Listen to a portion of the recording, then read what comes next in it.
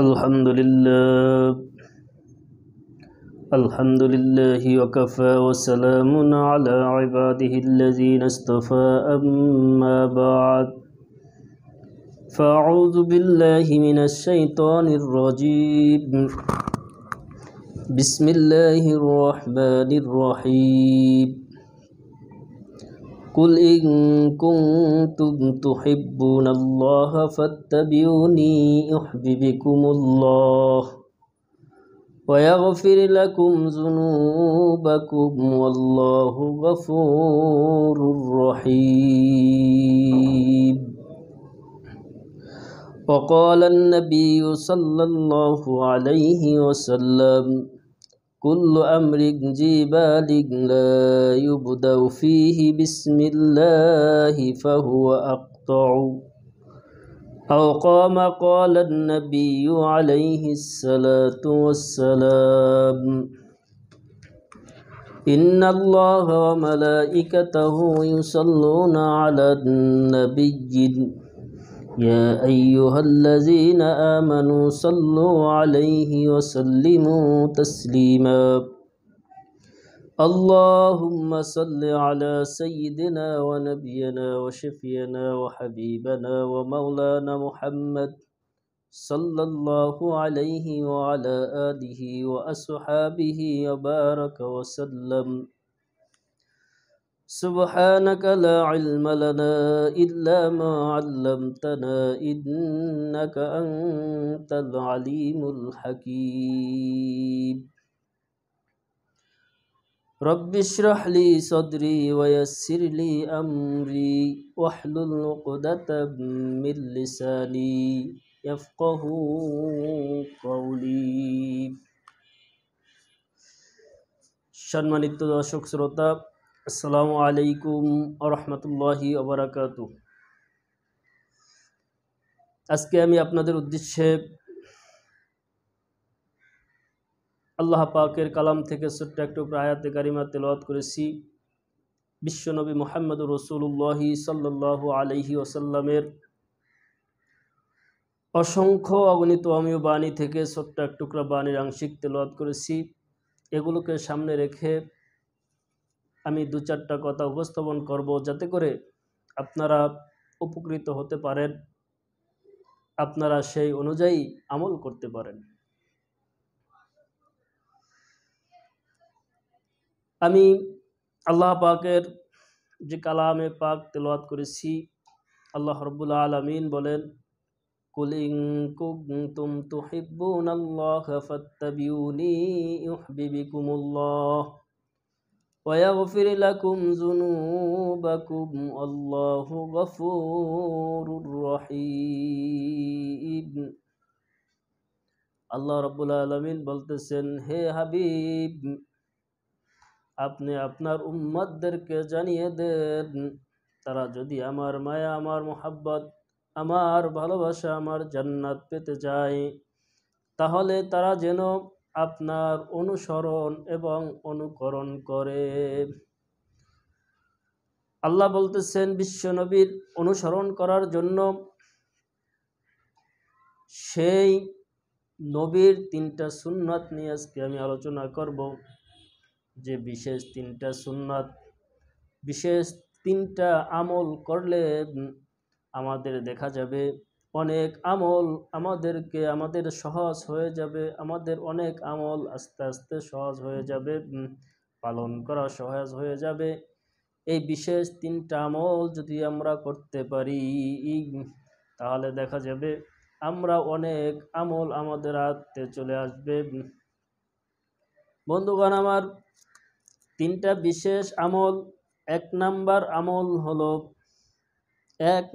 আমল হলো প্রত্যেকটা ভালো কাজ করার শুরুতে বিসমিল্লাহ পাঠ করা, বিসমিল্লাহ বলে শুরু করা। বিশ্বনবী মুহাম্মদুর রাসূলুল্লাহ সাল্লাল্লাহু আলাইহি ওয়াসাল্লাম বলেন, কুল্লু আমরিন জিবালিন লা ইউবদাউ ফীহি বিসমিল্লাহি ফাহুয়া আখতাউ আও ক্বালা আন-নাবিয়্যু আলাইহিস সালাতু ওয়াস সালাম। বিশ্ব নবী মুহাম্মদুর রাসূলুল্লাহ সাল্লাল্লাহু আলাইহি ওয়াসাল্লাম বলেন, যত ভালো কাজ, যত গুরুত্বপূর্ণ কাজ রয়েছে সেগুলো করার সময় শুরুতে বিসমিল্লাহ পাঠ করা না হলে তার ভিতরে বরকত হয় না। আর যদি বিসমিল্লাহ পাঠ করা হয় তাহলে তার ভিতরে বরকত এসে যায়। প্রত্যেকটা ভালো কাজের শুরুতে বিসমিল্লাহ বলা সুন্নাত।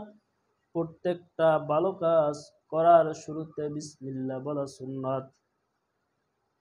খারাপ কাজ বা গুনাহের কাজ করার সময় বিসমিল্লাহ বলা যাবে না, কারণ কোনো মুসলমান খারাপ কাজ করতে পারে না। কোনো মুসলমান খারাপ কাজ করতে পারে না। দ্বিতীয় নাম্বার সুন্নাত হলো প্রত্যেকটা ভালো কাজ ডান দিক থেকে শুরু করা। প্রত্যেকটা ভালো কাজ ডান দিক থেকে শুরু করা, এটা নবীর সুন্নাত। এই সুন্নাতের উপরে আমল করলেও অন্যান্য অনেক সুন্নাতের উপর আমল করা আসান হয়ে যাবে।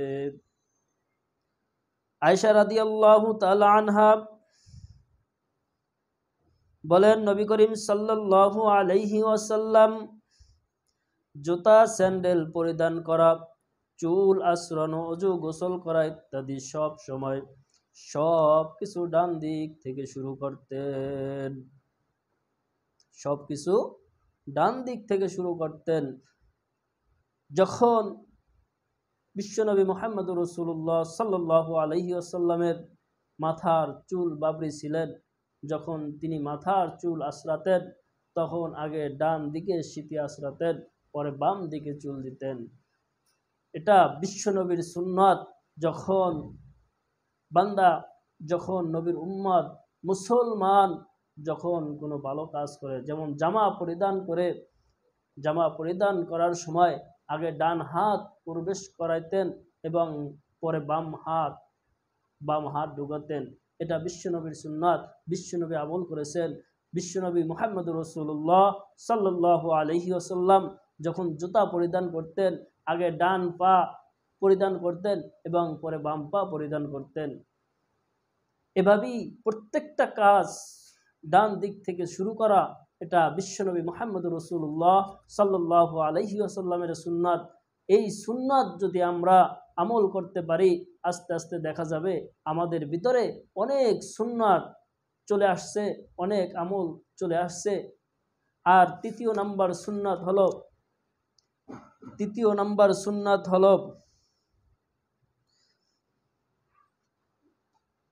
3 নাম্বার সুন্নাত হলো বেশি বেশি সালাম প্রদান করা, সালাম দেওয়া। দৈনিক হাজার হাজার শত শত লোকের সাথে আমাদের সাক্ষাৎ হয়ে যায়।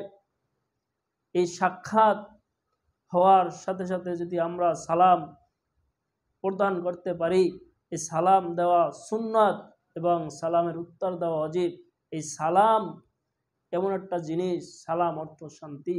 আসসালামু আলাইকুম ওয়া রাহমাতুল্লাহ, আপনার উপর আল্লাহর রহমত এবং শান্তি বর্ষিত হোক। এই সালাম যদি আমরা জারি করতে পারি, দেখা যায় দৈনিক 1100 লোককে সালাম দিলাম, তাহলে আমাদের 100 সুন্নাত আমাদের আমল নামায় লেখা হয়ে গেল। এইভাবেই আমাদের সুন্নাতগুলো আস্তে আস্তে আমাদের আমলে চলে আসবে। যেহেতু এখন শাবান মাস চলতেছে, এই শাবান মাস শুরু হয়ে গেছে, আজকে শাবান মাসের প্রথম জুমা চলে গেল।